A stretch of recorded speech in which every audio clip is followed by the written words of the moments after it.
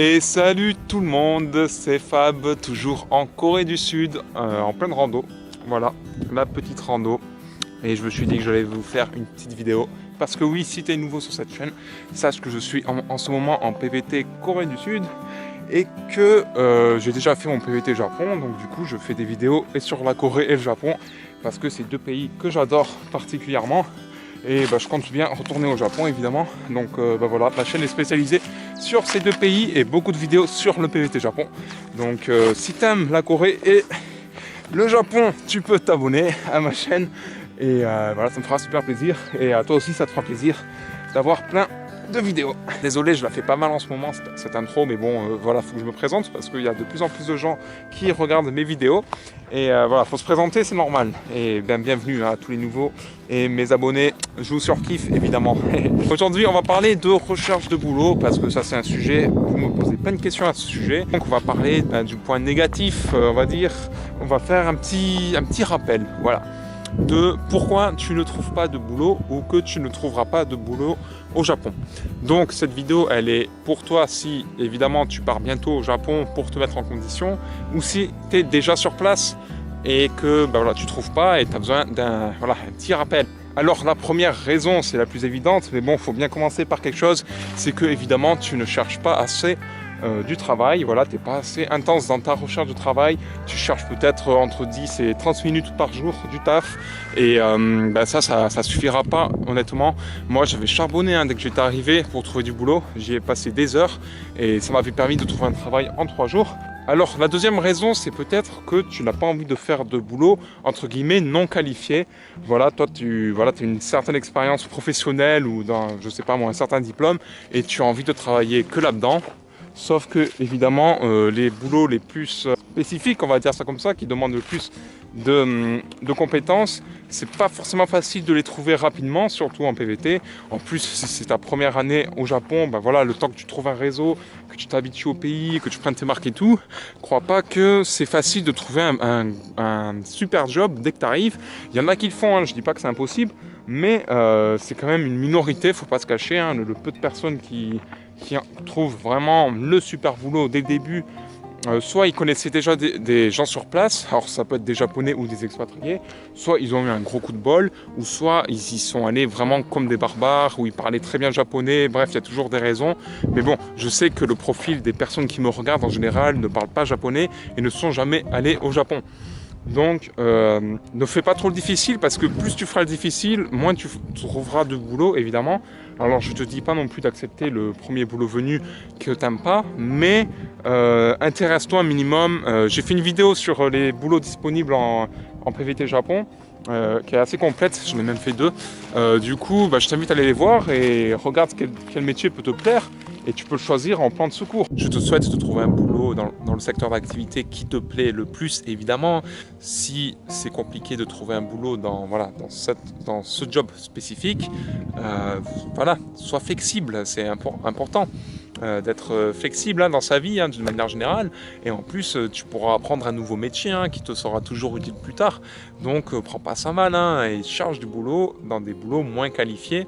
Et voilà, crée-toi une expérience professionnelle au Japon, tu vas pas le regretter. Plus tu attendras et moins tu auras d'argent, et plus de toute façon, naturellement, tu vas t'orienter sur ce type de métier. Le troisième point, ça aussi j'en ai souvent parlé, c'est que tu n'as pas cherché du boulot dès que tu es arrivé au Japon.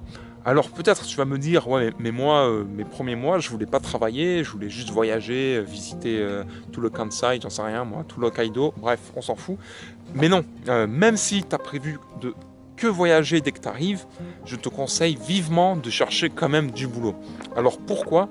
C'est que tout simplement, dès que tu vas arriver, au moins ton cerveau il sera en mode recherche de travail. Même si tu vas signer nulle part et tout, même si à la limite tu vas pas aller te présenter aux entretiens d'embauche, voilà, tu vas décliner l'offre finalement. Mais il faut que tu te rendes compte de commencer de chercher du boulot au Japon dès que tu arrives. Comme ça, le jour où tu auras besoin ou envie de travailler, eh bien, tu seras déjà dans le move, voilà, tu sauras déjà comment chercher du boulot au Japon, quels sont les bons sites internet intéressants, les secteurs d'activité qui recrutent selon le moment où tu es au Japon, la saison, la ville et tout ça. Ne tombe pas dans ce piège, hein. J'en ai vu qui sont tombés là-dedans, de ne pas chercher du tout, et au bout de 6 mois, ben, ils me demandaient, et il y en a, ils me demandaient comment tu as trouvé du boulot. Et je disais, mais attends, ça fait 6 mois que tu es là, t'as jamais cherché? Ben non. Voilà. Bon, ben, j'espère que ça va pas t'arriver à toi, hein. Et si ça t'est déjà arrivé, c'est pas grave, hein. Voilà, relance-toi de toute façon.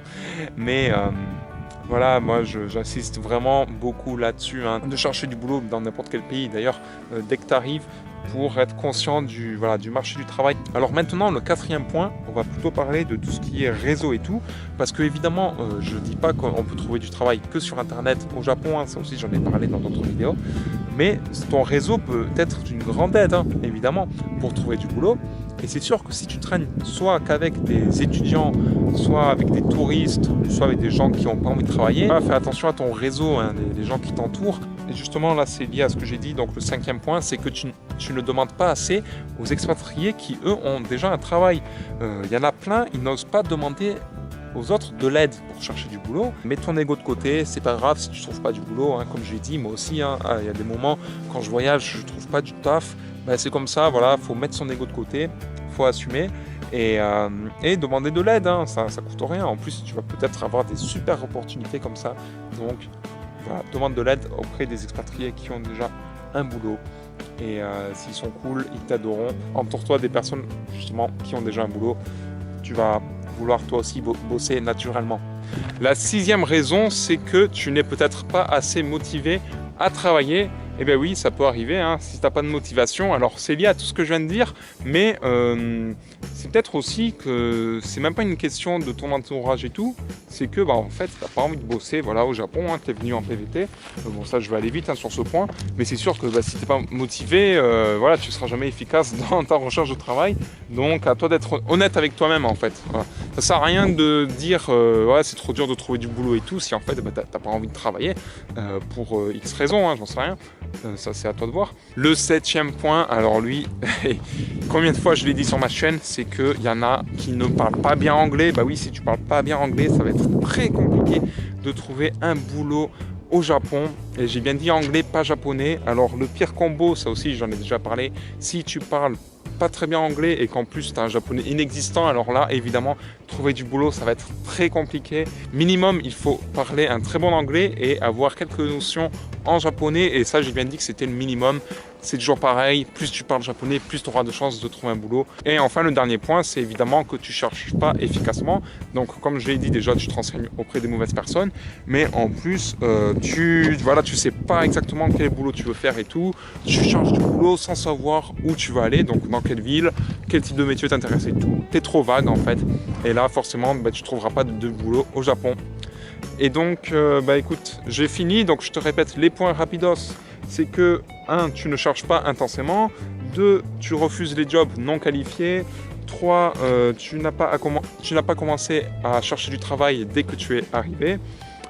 Tu ne te renseignes auprès des mauvaises personnes. Tu ne demandes justement pas à ceux qui, eux, ont trouvé un travail. Tu n'es pas assez motivé pour travailler. Ton anglais est pourri et ton japonais inexistant. Et enfin, tu ne cherches pas efficacement. En tout cas, sache que mon e-book gratuit sur comment trouver un travail au Japon en 3 jours, et ceci sans parler japonais, est toujours disponible, hein, donc je te mets le lien dans la description. Voilà, il est gratuit, il est offert, j'ai que des bons retours, donc je t'invite à le télécharger aussi. Et si ça t'a plu cette vidéo, n'oublie pas donc le gros pouce en l'air, surtout que j'en ai besoin en cette saison hivernale super froide en Corée du Sud. Et abonne-toi donc pour suivre les prochaines vidéos sur le Japon, il y en a plein à venir. J'espère que ces pics de rappel vont être utiles et je te souhaite surtout d'être heureux. Allez, soyez heureux tout le monde, à bientôt, ciao.